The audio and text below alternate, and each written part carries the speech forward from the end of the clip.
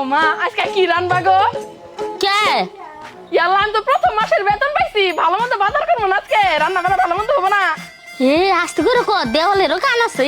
ইয়াল্লা থাক গিয়া কান, তাই সমস্যা কি? মুখ তো আর নাই দেওয়ালের যে খাইয়া ফেলাইবো সব খাবার। আচ্ছা যাই হোক মা, সকালে ডাল দিয়ে ভাত খাওয়ার সময় তুমি জানি কি কইতে চাইলা, তারপর তার কইলা না। আরে তুই যে ডাল দেখাইলো, ডাল আমাদের ব্যাংক পড়ছিল, এটাই কবার চাইছিলাম। এই কথা তুমি আমার তখন কইবা না, খাওয়ার পরে কইতাছো। এই যে বিথি, এই গাছটা আমি বিক্রি করবো, কাস্টমার দেখ। এটা বেচা ফেলাবি? কত বেচবি? 30,000 টাকা বেচমু। ও আচ্ছা, আমাকে 5,000 টাকা দালালি দিস, 35,000 টাকা বেচিস।